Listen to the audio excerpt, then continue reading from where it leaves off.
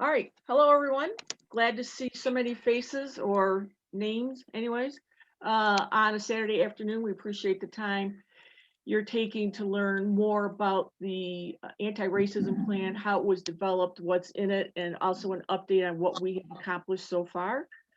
So I am going to share my screen so that we can have a PowerPoint. So again, thank you. This anti-racism plan, I think this fits really well. Huntington Woods aspires to be known as a welcoming community to everyone who lives here, might choose to live here in the future, and anyone who spends time here. So let's keep that in mind as we review the plan. We are recording this, so it will be available for viewing on our YouTube channel after it's done. If you have any questions or comments that come to you after the presentation is over, feel free to email me, Amy Sullivan, City Manager at asullivan@hwmi.org. And I wanted to give the city commissioners an opportunity to add some remarks about the plan if they choose to. So let's start with Joe. I know you have a busy afternoon, so if you want to have any, do you have any remarks before we start the presentation? Oh, let me see if he is unmuted. Sorry. All right, Joe, can you unmute yourself? Thank you. I did, thank you. Yeah, I wasn't able to before. Yep, sorry. I don't really have any comments other than to say that I'm glad. I appreciate this presentation being made, and I think that it's a plan that we definitely want to embrace moving forward. So that's my comments. Thank you. All right, thank you. Jeff? Yeah, I'm pleased we've got the plan. I think the city has been moving progressively forward for a long time. The one thing I want to point out, though, is that equal and equity are two different concepts. Equity is the concept that we achieve an equal outcome. And this plan tries an outcome for everyone. And this plan really tries to lay out how we go there. We need to recognize, and the plan recognizes, that everyone is treated differently based upon race frequently, whether intentional or unintentional. So I'm happy that we're moving forward. It puts Huntington Woods once again in the lead rather than way behind. Thank you. Great, thank you. Michelle, do you want to add anything, or do you want to just move on to the next page and incorporate your comments? Oh, let me unmute you. All right. There you go. Thank you. And thank you, Commissioner Rozelle and Commissioner Jenks, for your comments. I would like to, before beginning this presentation, take a moment to thank the Black, Indigenous, and people of color residents that really helped us come up with the foundation of this plan, and could not have done it without them, willing to share their stories and entrust us with their ideas and opinions. And I'm so grateful also for the broader community when during the public comment process that took the time to write, to call, to have conversations, because it really did take a number of iterations to get it to where we are today, which in my mind is still step one of 1,000. So thank you to all of you who showed up today to hear more about this plan as well. All right, let us go back to the PowerPoint. All right, Michelle, you want to kick us off with how the plan was developed? Mm-hmm. So, I think Commissioner Jenks had mentioned a little bit about the commitment that the City Commission, previous to my time on the Commission, has, and certainly we've had a history of legislating including 2001, the Human Rights Ordinance, 2017, the support for drag queen story time. 2019, we were the first city in the state to ban conversion therapy. That was Commissioner Rozelle's legislation. And then, you know, I think after this really difficult year and the many ongoing killings of Black and Brown men and women in the US for so long, and it just erupted. I think the media made the general public more aware, and because of the killings of George Floyd and Breonna Taylor, Ahmaud Arbery, and the list just goes on and on. It was very refreshing and supportive to see all of these marches happening around the country, but even here in our own backyard. And in June, the City Commission and the city issued a statement, the Huntington Woods statement, condemning acts of racial injustice and commitment for justice and peace for all. And in that statement, we said that we as a city are committed to making Huntington Woods a warm and welcoming city free of fear and turmoil. And in that commitment is what, when we took that next step and saying, we're not just going to say this, we are going to really take a look at this. And just stating that we are not racist is not enough. It's inadequate, and we have to strive to really examine ourselves and to be anti-racist. And this is why it's not we named it an anti-racist plan, because we wanted to really push that idea forward that society has internalized and normalized racism. It's not unique to one place in the US. We are a part of the fabric of the American culture and society and history, and we have to be willing to examine and look at policies that might have given rise to racial injustice and inequity. So it was because of that statement, the commitment that the commission made at the time to look inward. And this isn't something that's going to change overnight. This is a commitment. And you'll hear about the framework a little bit later in this presentation. So after that, two things happened. One is this one-on-one conversations with Black, Indigenous, people of color. I'm going to say BIPOC, so to shorten that term for those of you on the phone. So started with one-on-one conversations with a very small group, and then concurrently started asking the city departments to look at what they do professionally, and what are they seeing in their departments, and what can they do to contribute to this examination and this work. And we drafted a plan. We took a first stab at it. And that was sort of the idea, what can each department within the administration can do? And then at the same time, these one-on-one conversations continued.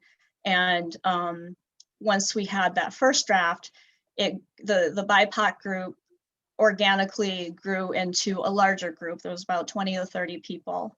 And over 2 working sessions, these were like 3-hour long Zoom calls. And we also, in this group, invited individuals that had earned our trust through, the various relationships in this community, who had the professional experience in racial equity and social justice work in their professional lives. And these were civil rights attorneys, African-American history professor, people in healthcare, education, library, community relations. And, we really allowed those people to help support the work. But in these sessions, it was listening. It was just taking the time, making the space to listen to the experiences of BIPOC in our community.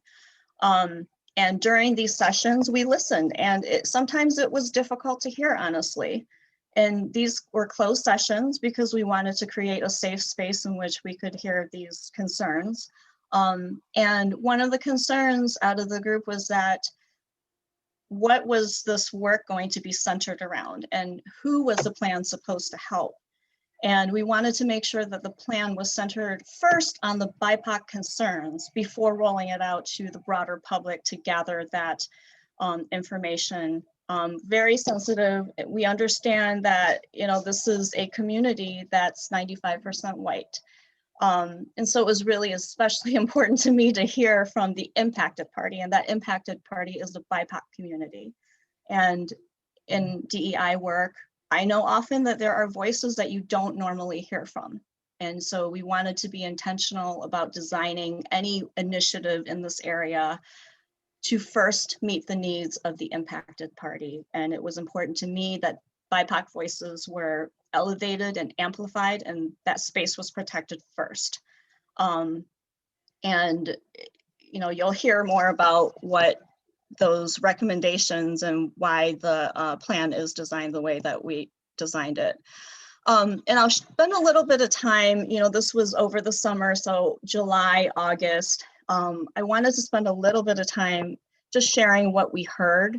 There were basically 3 major topics. Right from the get-go, policing.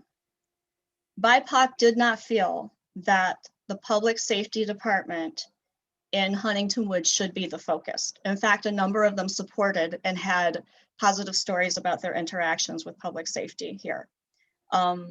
We still want to continue to examine it, but overall the group felt that our public safety, which by the way is EMT, fire, and police, we do not have police officers, we have public safety officers. That structure and its CALEA standards seemed okay in this area, and this was not an area that this group felt like the plan should focus on. The most, I think, the most highest priority that we heard was on microaggressions. And this was a theme that we heard over and over again, and that BIPOC was experiencing this on a regular basis. This is not unique to Huntington Woods again, and I think that Huntington Woods is a wonderful community, and I think people have good intentions, but I really challenge people to focus on impact of their actions and not intentions. Intentions don't really matter if a person that's being impacted is hurt or harmed. And you know, you can just look at the history of our public policies in the US and the intentionality of some of those policies and what the outcomes are. So that was an overarching, and I won't share the specific stories because they are so personal, but that was what we heard over and over again. And it's the one-on-one interactions, people to people, that matter the most, neighbor to neighbor, city to, you know, resident. And so the biggest priority is inclusion and getting to a place of feeling like you belong, you as a minority in a majority kind of community, that you belong is the most desirable thing. That was what we heard. So a lot of the plan is about what we as a city can do to enhance the access to the knowledge and training and education of race issues. That's not an easy thing to do, and I acknowledge that.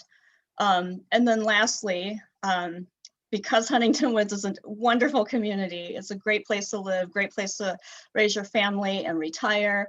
The highly educated demographic and the, you know, Burton was really attractive, but it is very difficult to get into this community. There are intergenerational families here, which is a great thing. Houses don't get listed on the market before they're even sold.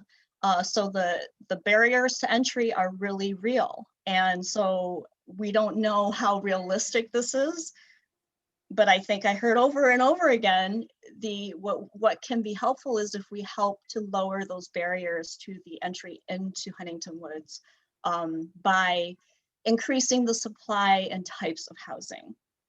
And there's a lot of concern that the majority will not understand this perspective. And you know, broader policies like housing policies is ultimately up to the taxpayers on what, if any, changes they'll accept.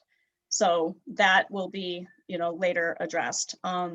So those were the overarching themes, and that led us to the August-September timeframe.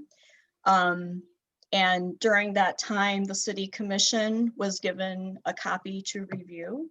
And then also during that time, it was released to the public. The city tried its best during COVID conditions to encourage public comments, to encourage people to send in emails, phone calls, and Amy fielded a number of those calls. And we invited people who had expressed interest in diversity and inclusion work in the past and held a listening session for those individuals. And obviously still did the one-on-one conversations as well. And then after that, we did our final edits. It was on the city commission agenda, and then it had to be postponed because of a Zoom bomb, which is why we have the security on this call today. And then in October, the plan was unanimously adopted by the city commission. So with that, I'm going to turn it over, Amy, next slide, please, Okay. to Bree. And Bree, go Yeah. ahead, please go ahead and introduce yourself. We do have individuals who helped, who had stayed close to this work and helped with the plan discussion early on. So Bree, go ahead. Hi, everyone. My name is Bree Stocker Smart. I've lived in Huntington Woods a little over 10 years. I moved here with a 1-month-old, and since then have brought another baby home here. So raising the kids here. And I'm an attorney by trade and I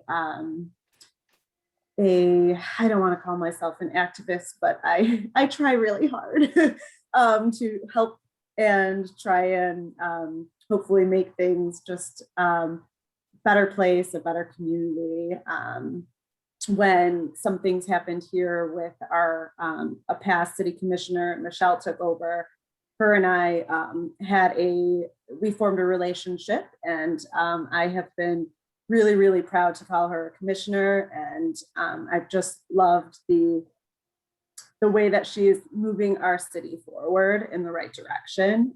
So when the anti-racist plan came into existence, with her doing, by her helping to make it happen, I helped out where I could and have done what I could just to be supportive and ally and help to hopefully pass on the good word and get other folks to understand the reasoning behind it, the why, and to hopefully continue the good work. So that's basically me. In this slide, we're going to talk about why the city adopted the plan. So when the system is more equitable, we all do better. And I think that's just, it's really a basic concept. But if you think about it, if we're all in it together, which one can, this past year, we're all in this together, right? Well, if we're all in it together and we're all coming from a place where things are equal, equitable, and not necessarily equal, but where it's not equal, where we're working to make it more equal and fair to everyone, then we're all going to be doing better, right? So it's just a way to kind of make sure that we're all moving together in the right direction. So I think Michelle already alluded to this one, but the personal interactions between the city and the residents. So like that kind of interaction, as well as neighbor to neighbor. And that can impact whether we're looked at as warm and inclusive. So for me, this one really hit home based on some of those microaggressions that were discussed, the kind of the stories that I heard, the feelings and the just how that makes folks feel. It really hit home, and it made me feel sad, and it made me feel not so proud to live here. I was hopeful that our city was, open arms, welcoming to everyone. And it was hey, when did you move here kind of a thing, not a, you live here kind of thing. So that one really struck a chord with me. And I don't know, I mean, I'm gonna go off of the slide for a second here, but I think in raising children here, 95% of the people look like me. And what I find important is making sure that my kids, this is my thing, you know, I want to make sure that my kids don't look at folks who don't look like us different. Like it should be a normal, everyday thing. And I think that when there is such a large difference, a disparity, you know, where there is just so many folks who are white, it becomes a harder thing to look at someone who doesn't look like them as different. And so, you know, I want to make sure that yes, we can work with that with teaching and with education and training and things like that, but also with opening our doors in our city and our neighborhood and our boundaries and saying, you know, everyone is welcome and actually meaning it. And I think it's an important thing for all of the other, you know, people who look like me to remember that, like, you know, for me, I moved to this city because I heard it was a really progressive and really open and really like welcoming place. It's and I want to just make sure that it's not just in name and what people say, but it actually is. And then the next point was our lives extend outside of Huntington Woods and we can make an impact. So I think that with this, I think a lot of us are doing a really great job in that in our jobs or outside of the community and things like that, we are still working on DEI issues and things that are important to us. So let's also make sure to include that within the neighborhood and keep it important and top of mind because it is. And yeah, the issue is vital to Huntington Woods' future in so many ways. I mean, I think when I think about things evolving and growing, when you have just like a homogeneous unit, eventually I feel like if it doesn't expand and open up to other folks, I feel like it can just fall, you know? So it's like you just want to make sure that we are looking at allowing everyone and making it welcome. And I think one of the things Michelle said that I just loved how she worded it was entry into the city and lowering those barriers. I think that that's something that if we were able to add additional stock to our city and make it, you know, a lower barriers for folks to move into the city, that could be something that would help grow our city in so many ways. It would help grow it in terms of the size, yes, but also in terms of revenue for folks that are worried about that, and in terms of diversity. And I think that that's what's important. Well, thank you, Bree. And I'll have, you know, to add to that, household sizes are shrinking. And when you look at demographic changes over the next generation, first, the US demographic will be minority white by 2045, I think, is the measure. And then if we're looking at school systems and school enrollment, if household sizes are shrinking and you know, demographics are changing, and I believe diversity seems to be a desirable thing from, you know, the interactions and what I know of our community. This is why this issue is vital to our future, because you know that the school enrollment has a major impact. And I think there is great, the diversity, the intergenerational interaction. I know that my parents certainly love that about Huntington Woods, and it's just a lively space and thinking about who we are as a community. This is vital to our future and how we progress as a community. And actually, just to push that a little further, you said, you know, eventually the majority of the population will not be white.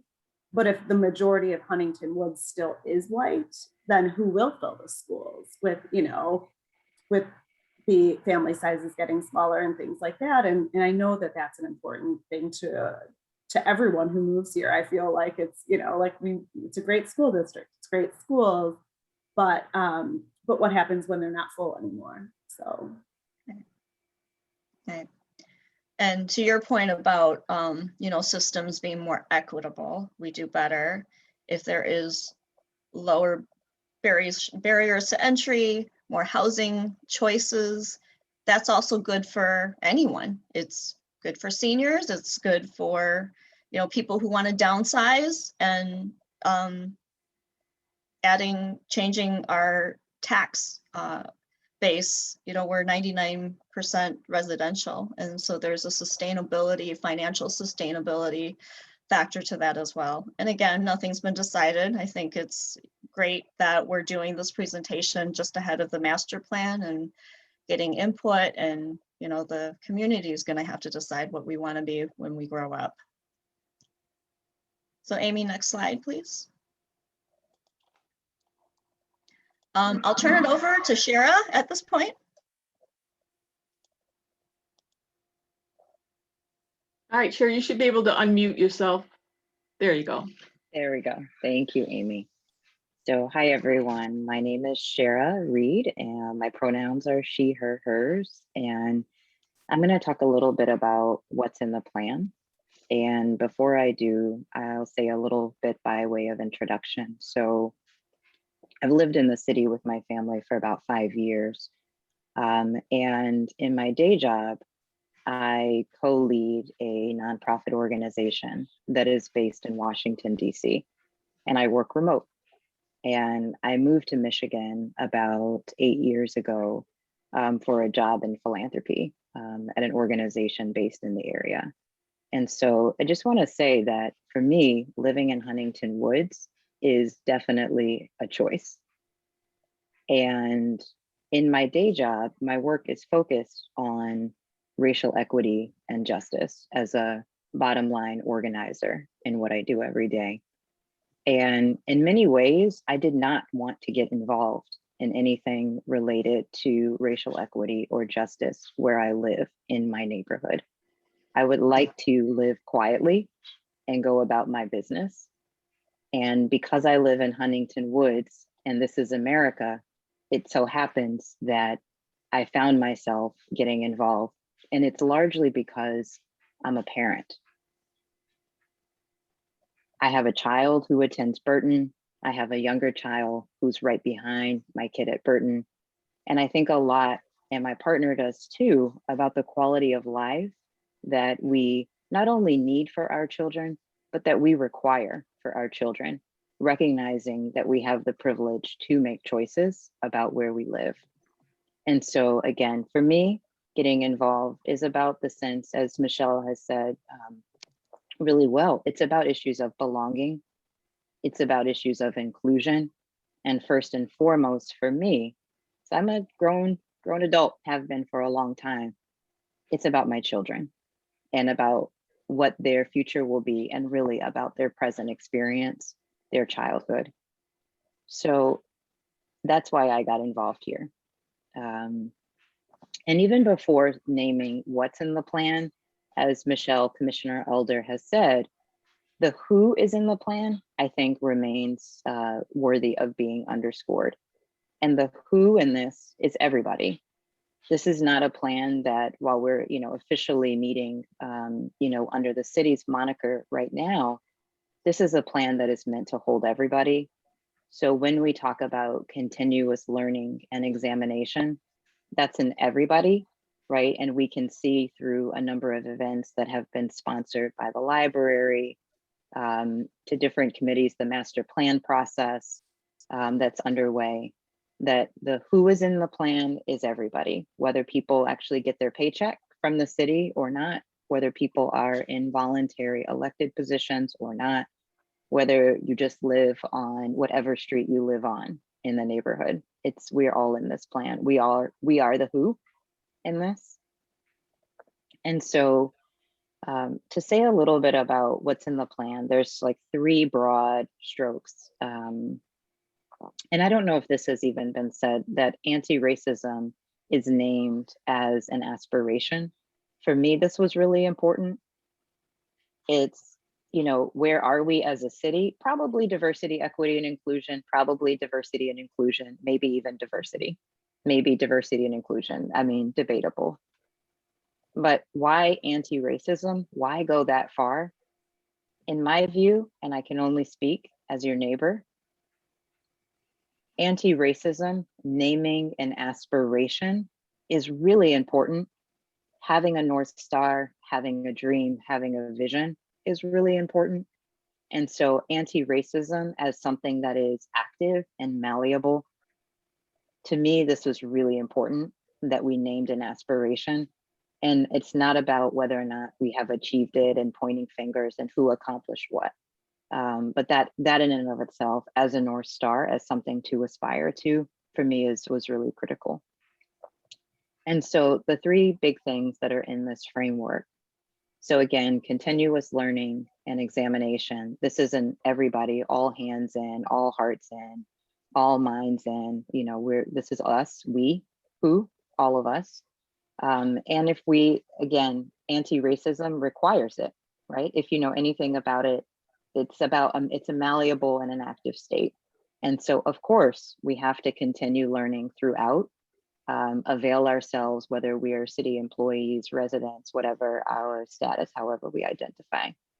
And then there are lots of places in this, number 2, for implementing actions, adjusting policy, whether that is taking a look, you know, vis-a-vis the master planning process at the kind of housing stock we have. And I would say not only lowering barriers to entry, but I might reframe that to really making our city more accessible and considering who has access to the city, not only lowering barriers, but really making it accessible and a welcoming place.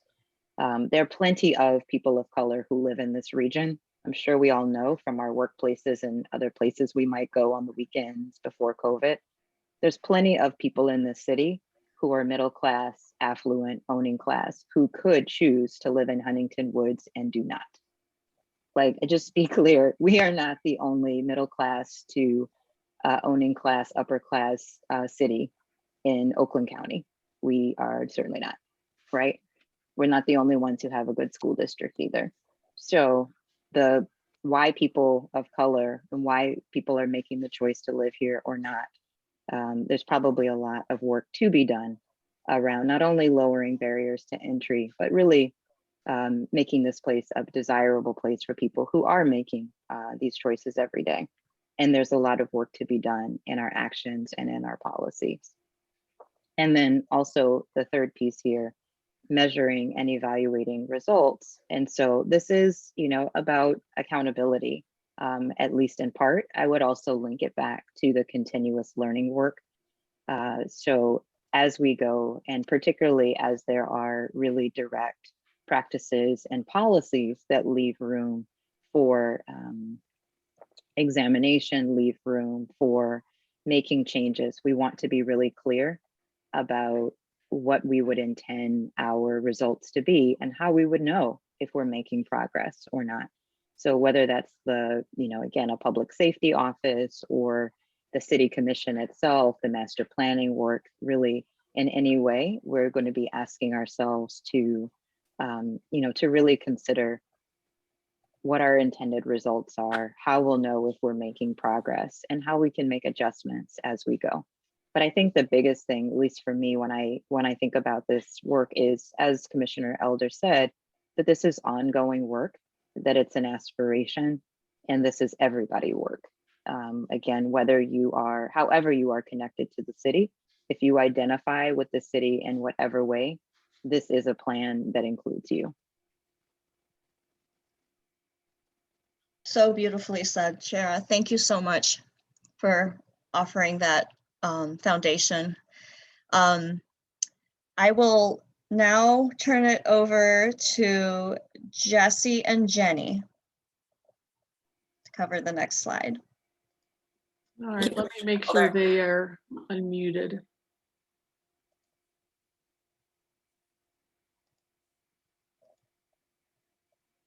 All right. Jessica is, and Jenny, can you unmute yourself now? There you Now go. unmute. Okay.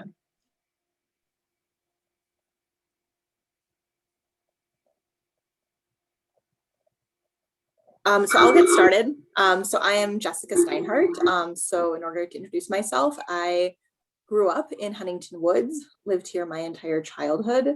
And after 20 years away from the city and deciding to move back to the region, chose to move back here, not just to be closer to family, but because Huntington Woods, as so many of the people I'm speaking previously alluded to, is a very desirable place to live, a desirable place to raise your family.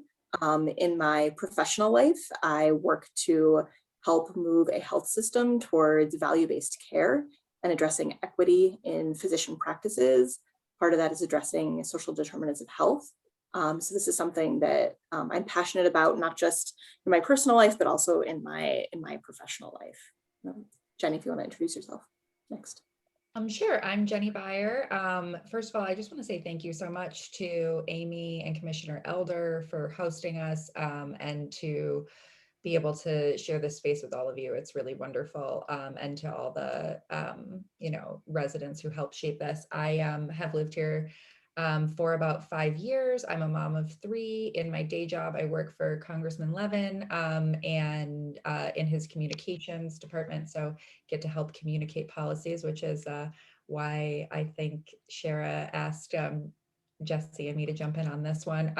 But yeah, chose this community for the reasons that everyone listed and like Bree shared, because it was a really progressive space, but also with the, awakening we've been going through in these last few years, realizing like, how can I be pushing things right where I am,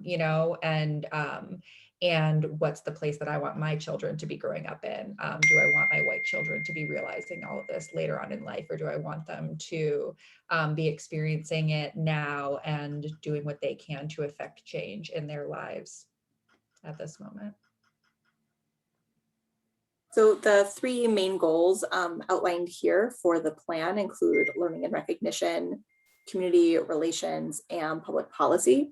As Shira and Commissioner Elder spoke to, this is about continuous learning and continuous development. So these goals are not written in stone, but they may change over time as our continued development as a city and as the folks involved in this plan, as our interests and our needs change. So within the plan itself, if you have a chance to review it, it has nearly 24 detailed objectives, but these are some broad strokes as for what the goals are meant to achieve. Within the goal of learning and recognition, really achieving this through programs within the city. I am a member of the Huntington Woods Parks and Recreation Advisory Board.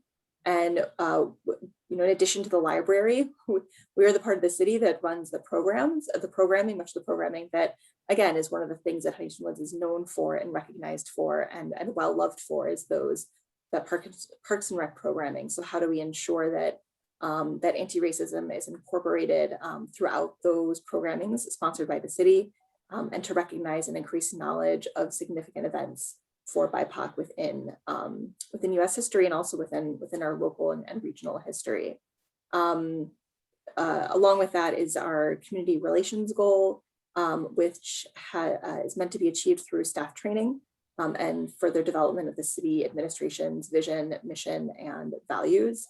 As has been talked about previously this afternoon, our public safety office has CALIA certification, does a lot to ensure fair and equitable services to the population here in Huntington Woods.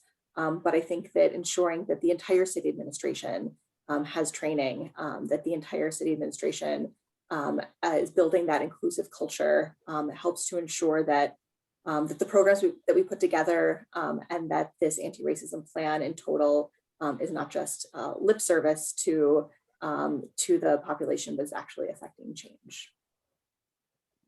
Thanks so much, Jesse. And on the public policy side of that, as we've talked about, examining, adjusting, and changing local public policy. And the most important part of this for me as a white person who wants to support this plan is that I come in, you know, I care passionately about this and I have an idea of what we should do and how we should tackle this. And I also can feel a sense of urgency. I want to see this happen now. And this is a big problem and we got to solve it. And I'm also pretty used to getting what I want, you know, putting up my hand saying, you know, this is what we're going to do. Let's make a game plan. Let's go for it. And I think we can, you know, we can sense that energy sometimes in our community. And what I really appreciated about this plan was that, like Commissioner Elder talked about, it was grounded first in having like listening sessions and focused on what are the policies that are the most important to our BIPOC residents to examine first,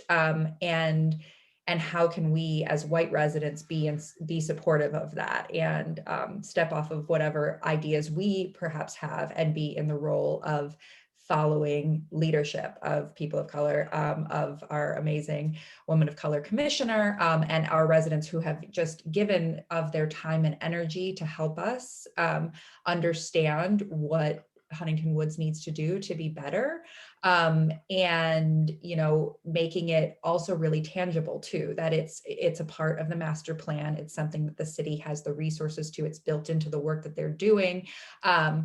And so that we could see this change and that there's community input. And as Jesse mentioned, it's, you know, looking at the training and evaluation similar to what the public safety department is going through, and then seeing that in other places as well. So I just feel really honored to be able to participate in this and to help. And, you know, this will, at every step of the way, as we look at the policy, it's really going to be coming back to that learning and recognition, because there are some of us who say, yeah, I'm ready, let's go. But there's going to be a part of this community that's not on this call today. And that perhaps says, oh yeah, I'm anti-racist, I believe in these things, but that may not be on board with every single thing that is being discussed today. And that to them, some of these ideas might be scary, you know, when we talk about changing housing stock or whatever it may be, that it might be met with opposition at first. And for this to be the most successful plan and to be a community-based plan, it's really about, like I said, following the leadership of people of color. And then our job is to go out and get that community understanding and learning and recognition of why we need this, why we all benefit from this, and how we're going to achieve this together. Thank you, Jesse, and thank you, Jenny, for that. Can you go back one, Amy? I wasn't quite done with that slide. And, you know, overlaying these three areas right now is that framework and that continuous learning, examination, and then the metrics, because that's the commitment. We may find, like Jenny said, master plan, if the community is not willing to accept, you know, these ideas, then the community may not be ready to accept these ideas. But there will be opportunities and access to information and learning, and we at the city administration, I do feel that we can offer more information, data, access, those kinds of things. But ultimately, it's going to be up to the community. And I think what a lot of people in this BIPOC group, when we were drafting this, what they really seem to like the framework idea is because recognizing that goals may change over time. So these three buckets are what is most relevant and what was most urgent at this time. But that may change over time. And that's why we have, this is hard work. The data, the stories that were heard in the development of this plan, they weren't, some of them were painful, honestly, to painful stories. And this is, I think Shira said it so beautifully, that this is a North Star. We're not, you know, quite there to anti-racism, but it is a goal. And this is kind of the layering of the framework, the three main goals, and then in these next set of slides, Amy will share her update on where those actions are under these three buckets. And but before we do that, I think we're going to turn it over to Manjula. And she'll talk about why this is also beneficial to everyone, because this is an inclusive plan. Manjula. Hi, my name is Manjula Egan, and I've lived in Huntington Woods for about just under 10 years. And I am, my background, my family is South Asian, Indian, and in my family living in Huntington Woods, we are a mixed family. My husband is white, and we have 2 children who are elementary age and in the neighborhood. Before I speak about what's on the slide, I want to just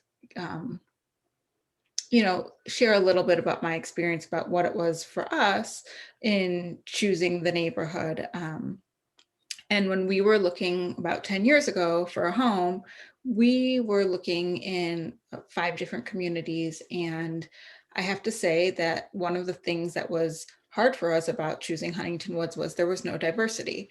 The other communities that we were looking at were, upper middle class communities. And to Shara's point, not just about class, there are plenty of people of color who are seeking middle class and upper middle class communities that are able to own homes. And so this isn't just about like housing stock. It is, I think, about accessibility and knowing about it and what kind of community. Are we going to be an exclusive community, or are we going to be an inclusive community? And so when we were looking, the drawback for us with Huntington Woods was the lack of diversity. And the other, places like Franklin and Bluefield Hills and Birmingham, very nice communities who were actually much more diverse. And so that's something to consider.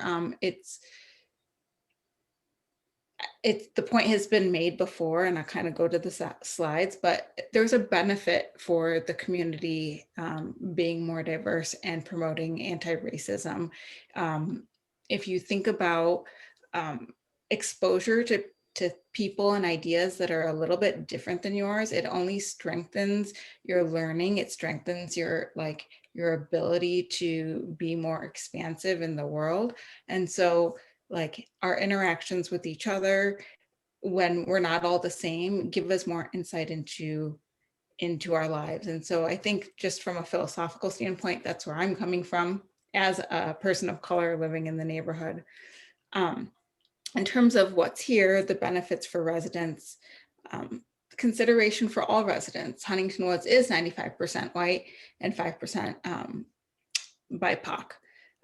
But we want to make sure that even that 5%, we're welcoming and inclusive, and we're fostering warmth and inclusion, meaning not just saying that we're, warm and inclusive, but fostering those connections between people, and also on the city level, if city employees and if the structures of the city are more warm and inclusive, then the residents who are non-white are also going to feel more included.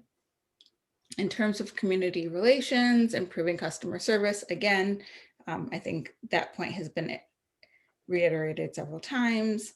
And public policy to discover the subtle remnants of inequity. I think that that's something that we're seeing kind of come out over time. And I think Michelle,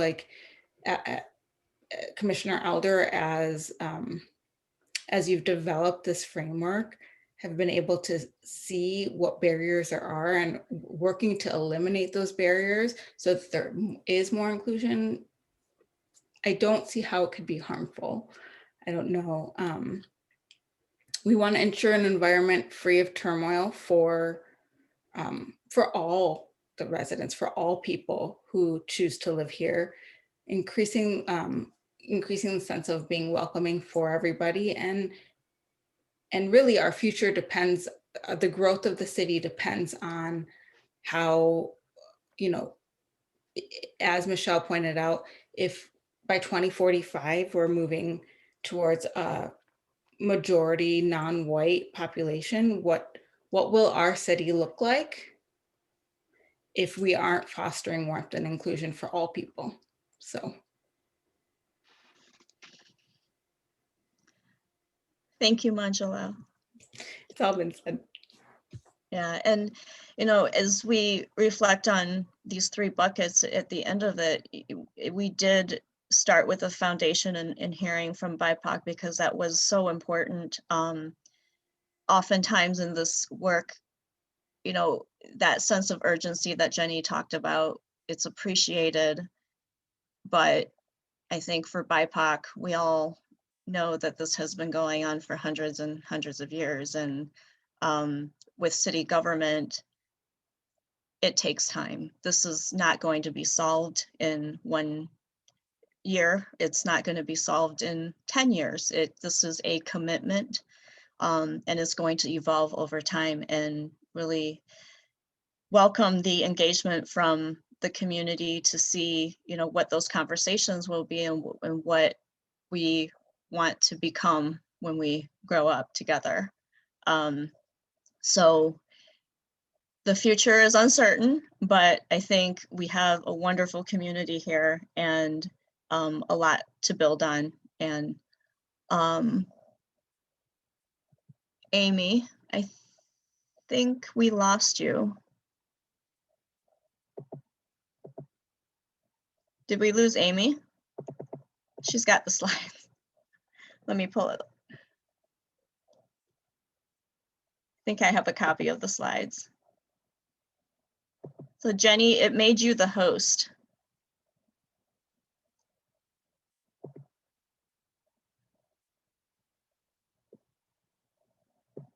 Hello, and I stepped away. Yeah, it made you the host for some Okay. reason. Do you have a copy of the slides or can you make me the host? I can And I make can pull up those.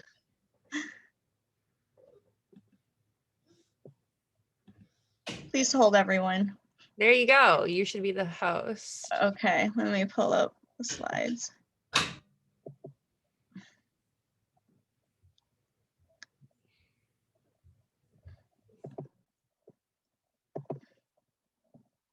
One moment, please.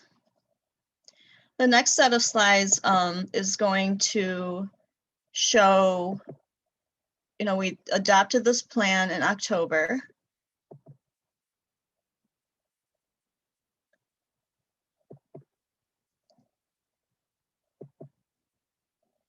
Host disabled participant. Can you make me the host?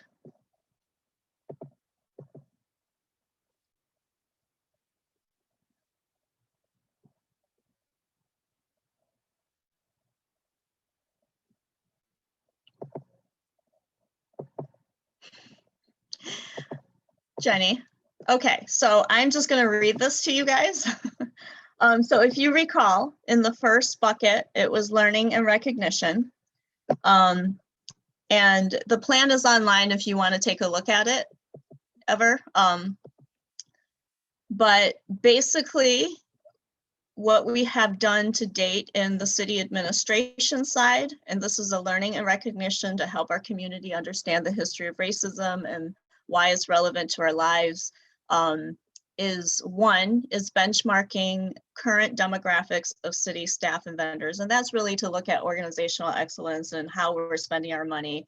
Who are we hiring when there are opportunities to hire people? And I think public safety has done a pretty amazing job at their hire. They're at 25 to 30% people of color or minorities in their staff representation. So I was hoping to get an update from Amy on that work that she's doing. Oh, she just texted me.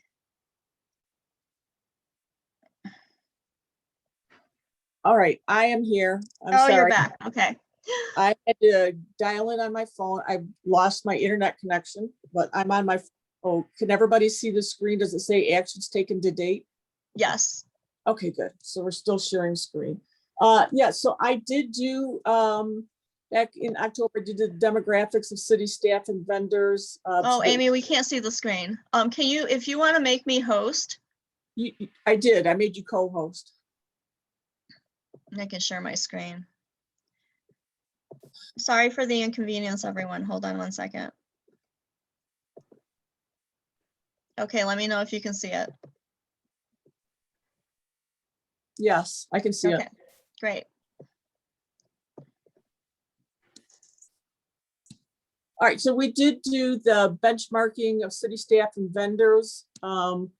Next was make Juneteenth the city recognized holiday. We actually just did that at the May City Commission meeting. The May City Commission meeting.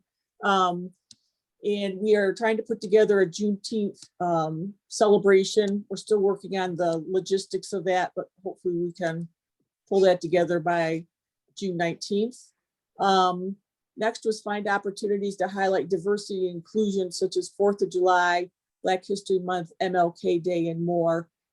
Those are actually still in progress. We need to beef up our participation in the library and Parks and Rec programming and touch on those. But again, this is a work in progress.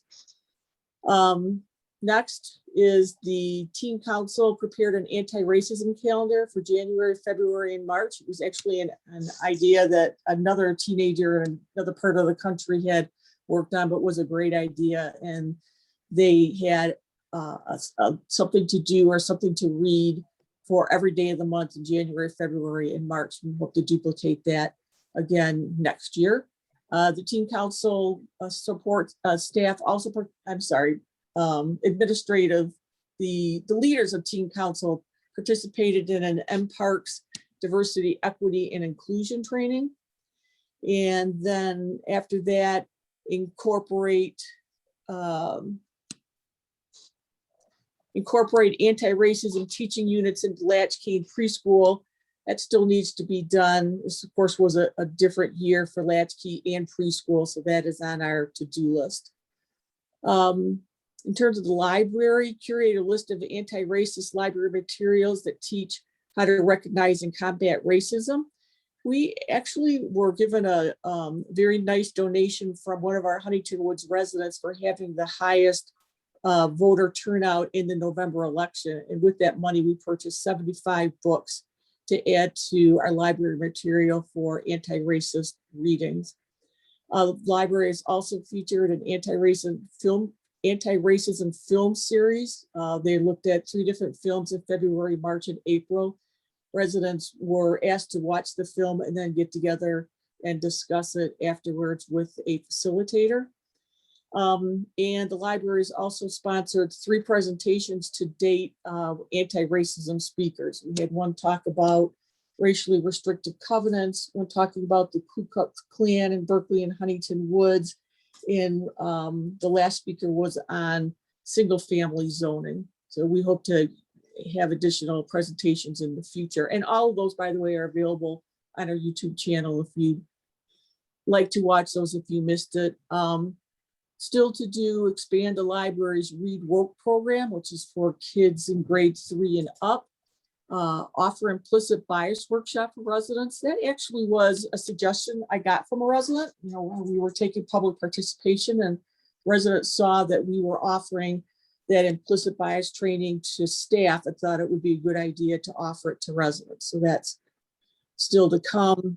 And then also expand our collection at the library for that focus on voices and experiences of people in color. Can you go to the next slide? All right. So community relations. What we have completed so far is we did a staff and elected officials training. I think it was in November, understanding cultural and diversity awareness in November. So we had to do that via Zoom. We had to split it into 2 different days to get everybody being able to participate in it, but we did have everyone participate. Next, develop mission, vision, and mission statements that align with the city's anti-racism plan.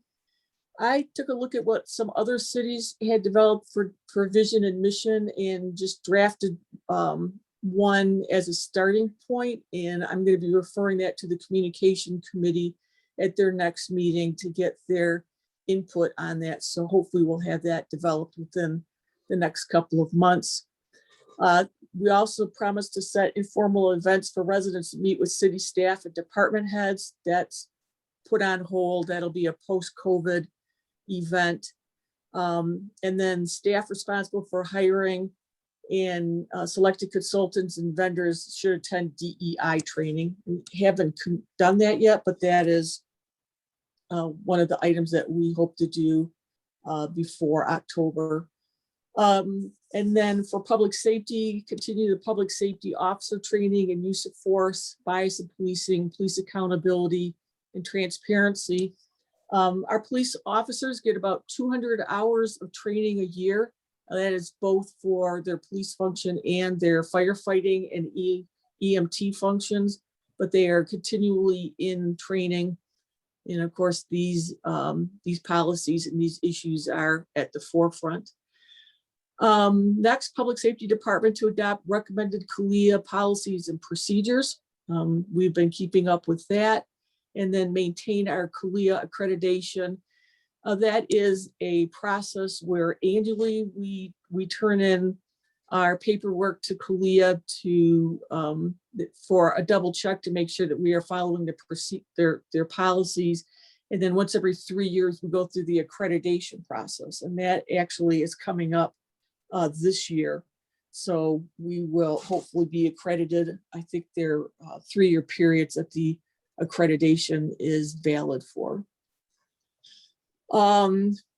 For public policy initiatives, oh, Michelle, can you, it should be under public policy. Okay. We did adopt a new hiring and recruitment policy so that we make sure that any openings that we have are widely advertised so that we can recruit the most diverse employee pool as possible. Explore diversity, inclusion, and equity with residents. The City Commission awarded a contract to a consulting firm, Volair Consulting, and they are going to be preparing a strategic plan for diversity, inclusion, and equity.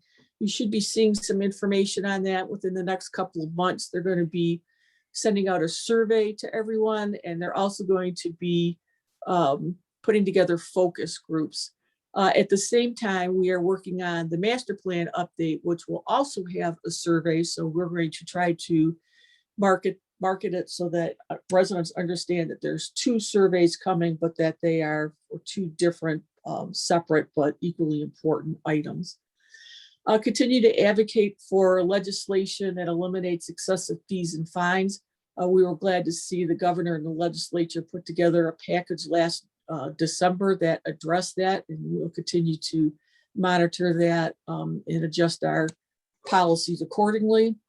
And city staff take training on DEI in the workplace to learn about best practices.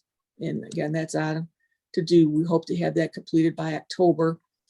With respect to public safety, prohibit storage of heavily armed vehicles to eliminate the optics of a militarized police department.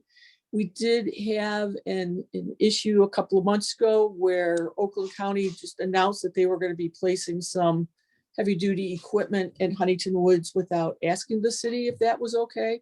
They wanted some equipment at the south end of the county. So our public safety director reached out to them and said, thanks, but no thanks. We don't want that kind of equipment here. Next, Wayne State University to assist in presentation on public safety department, budget policies and operations.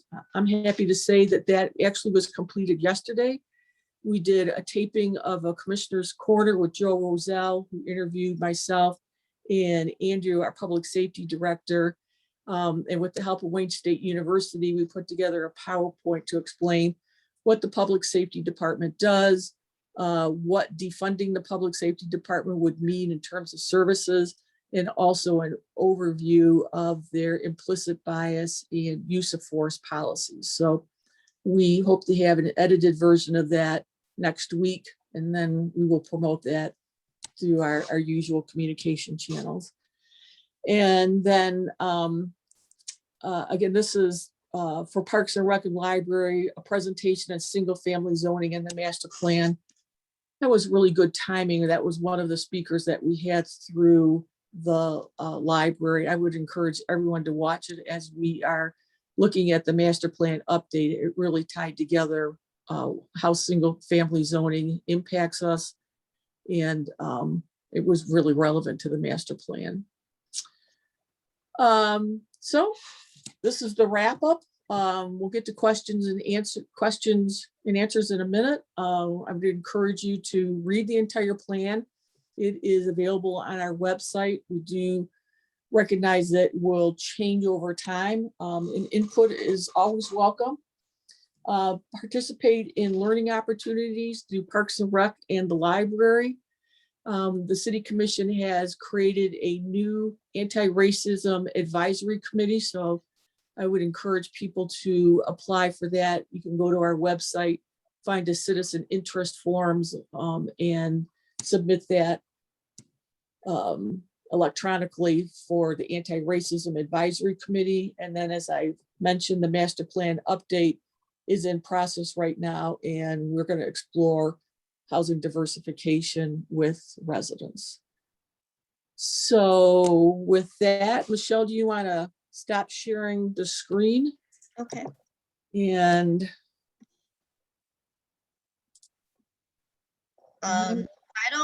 if people can use the raise hand function, if they want to ask any questions, I'll do my best to unmute you.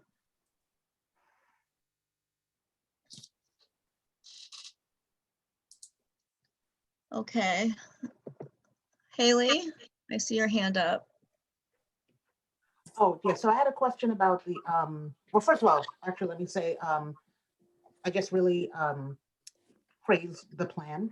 Just even the fact that something like this exists, I think is commendable. I really want to thank the city and particularly Commissioner Elder for making this happen. You know, and I've been a part of the development of the plan and kind of have a sense of, you know, just the hard work and the thought that's gone into it. So I'm really appreciative of that. Is there an echo? Okay, I don't know what that is, but I apologize. So, okay, that's better. So for the policing plan, I said that there was just a presentation was just recorded and completed. And so that's going to be accessible to people to watch the recorded version. Is there going to be any opportunity where that maybe even that recording is presented in a live context so people can ask questions and engage and interact? No, the recording is already done, but if there are any questions or comments on that, we encourage people to contact either myself or the public safety director.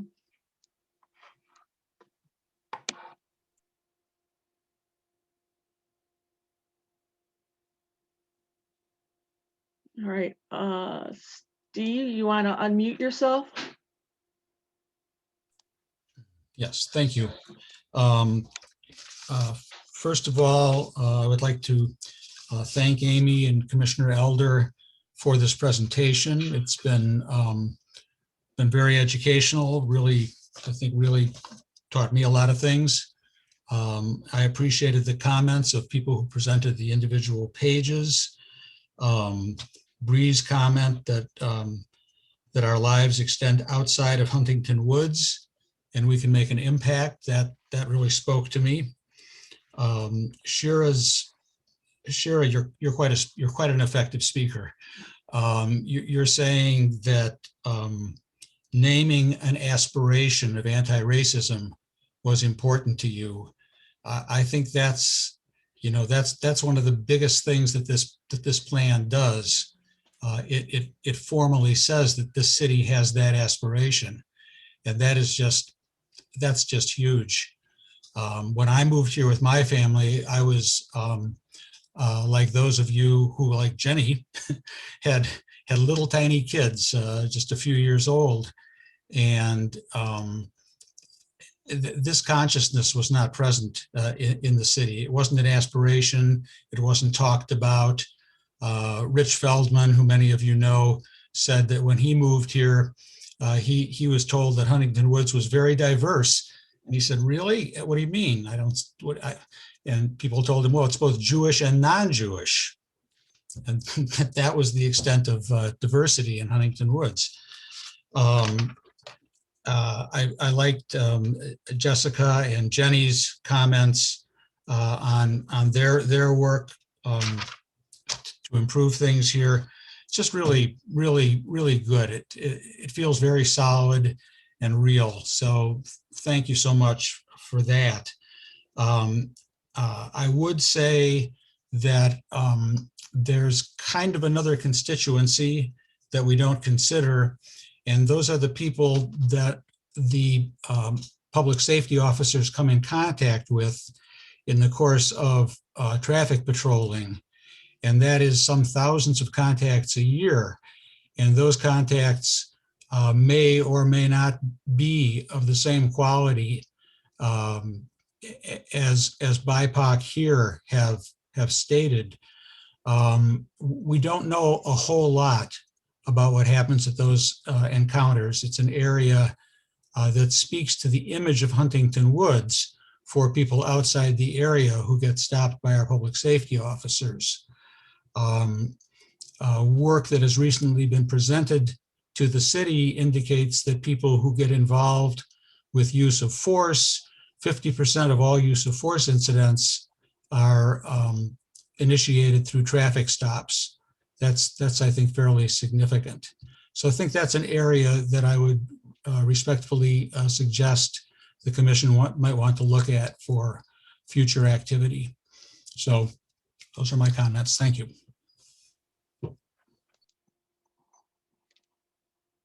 All right, anybody else have a comment? You can either raise your hand via Zoom or raise your hand on the video.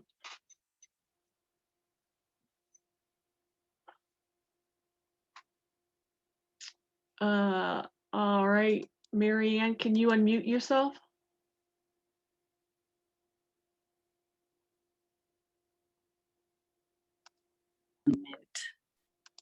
All right. Okay. I'm trying to show my face. Hi there. I'm really impressed with the work that you're doing. Kudos to everybody. Michelle, I know this has been a really heartfelt project for you for a long time. And I just really want to make a comment. And I know that the commission is non-political and that everyone on this call is, the focus is not politics, but I just wanted to put a shout out there that we do have a Democratic club. It is Oak Park, Huntington Woods, and Royal Oak Township. And while, yes, we are 95% white, we go all the way to the opposite end of that spectrum in Royal Oak Township. For anybody that's interested, I have now become, since January, I'm the chair of that Democratic club. And I'm really trying to engage all the communities and, really make this 3-city area a unified area. So if you want to get involved in doing something other than right within Huntington Woods itself, think about joining our Dem Club. We could use you. That's it. Thank you.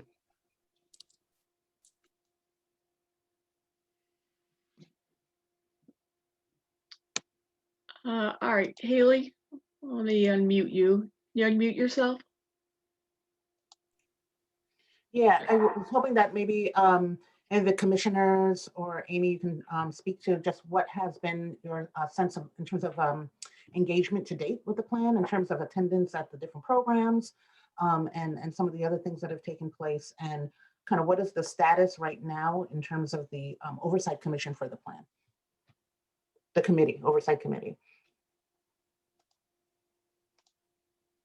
Michelle, do you want to unmute yourself? Yeah, so, whoa, Amy, can you unmute yourself or mute yourself? I think I was getting an echo. Okay, so we, the commission and commissioners Roselle and Jenks, feel free to jump in if you'd like, but we did establish a committee, a new committee, anti-racism committee. And we've been promoting that committee because we need people to serve on it. The work that the initial BIPOC group did, I mean, just, it was tremendous. And, but we need help as a city, as we made this commitment. Amy needs help. The commission needs help. We need a sounding board. We need people to, you know, offer their input, especially people with lived experiences and people who have the professional background. So one of the reasons why we wanted to have this presentation is to further promote the work here and encourage residents to apply. And we are getting more applications, but I think the deadline to apply is June 1st now, and we would like to get started on working on the next set of goals for the next year. Did I answer your question, Haley? Yes, and also just, can you maybe say a little bit more about how this this anti-racism plan intersects with the master plan? Sure. I think the master plan, in my mind, my perspective on this is that it's a part of the policies bucket. And the master plan is updated every 5 years. We're required to do that. And it's basically a roadmap to the vision of what this community will accept in development.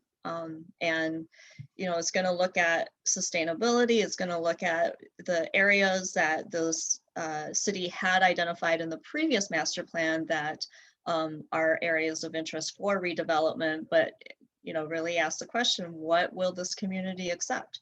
And the anti-racism plan has helped us identify the priorities from a BIPOC perspective. And, you know, Shara so eloquently said it's about accessibilities. And I do also believe it is about lowering the barriers to entry into the housing, to owning a home in Huntington Woods, but that is the big question. I certainly can't make that decision on my own. I think, you know, if you,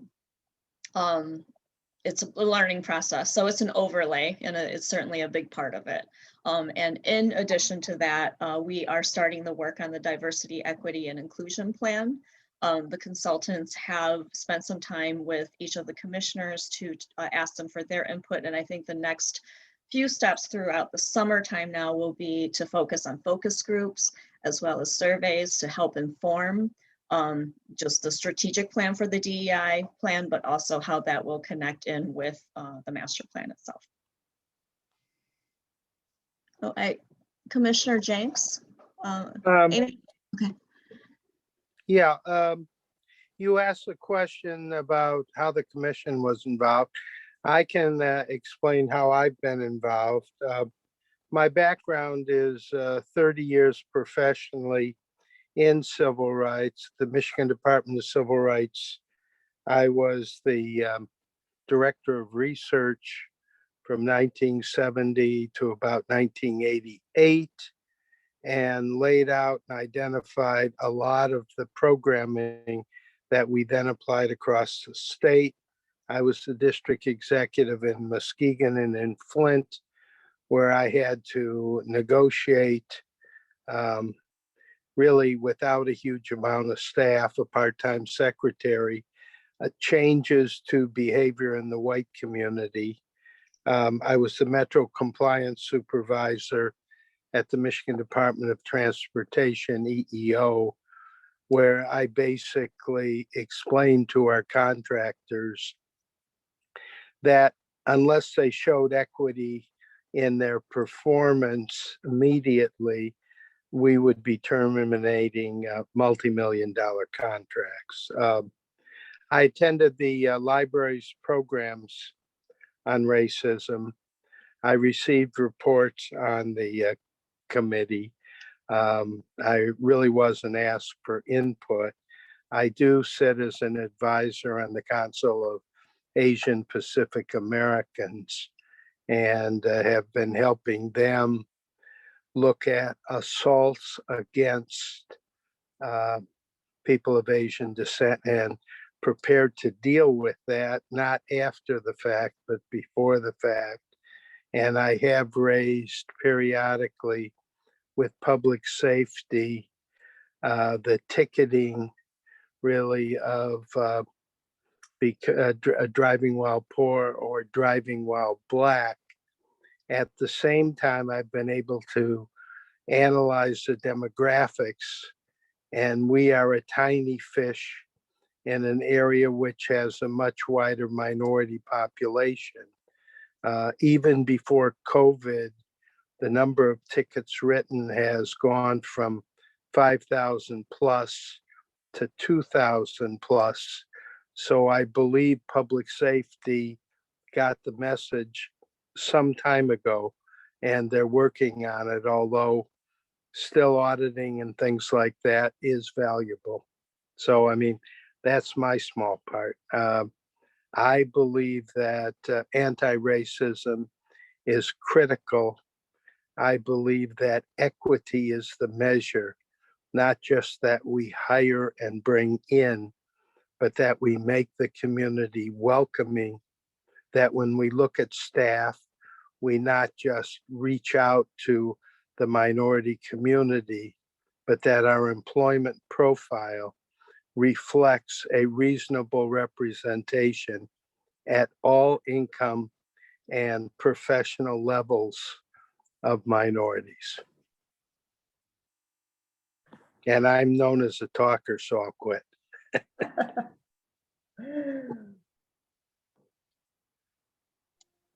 Bree, I see you had your hand up. Yes.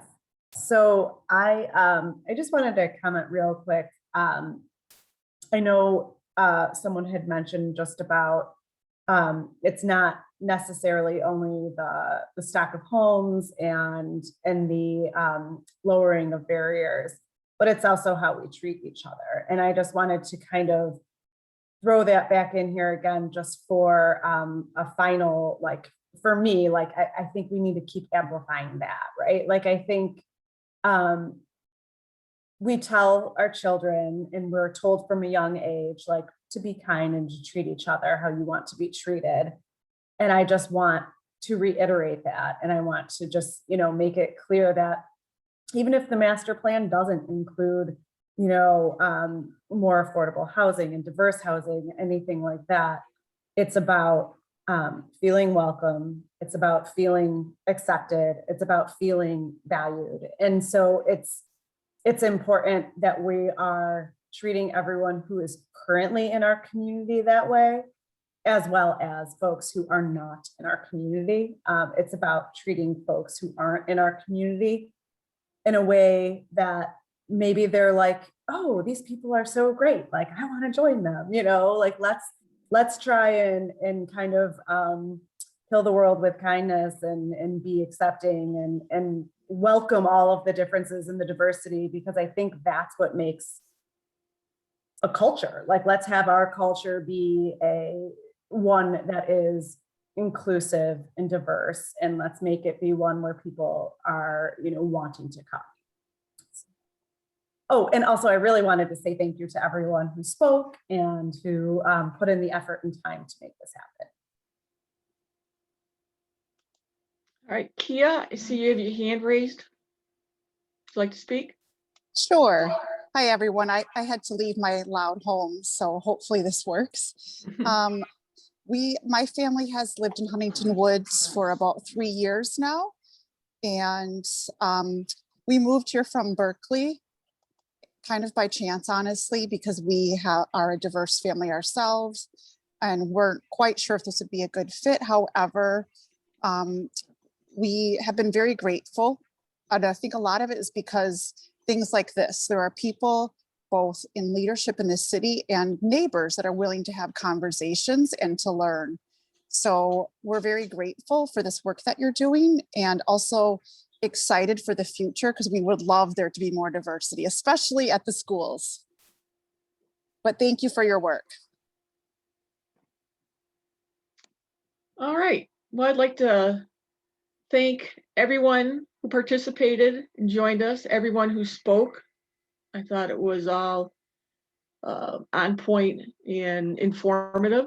And this video will be available for viewing sometime this week on our YouTube channel.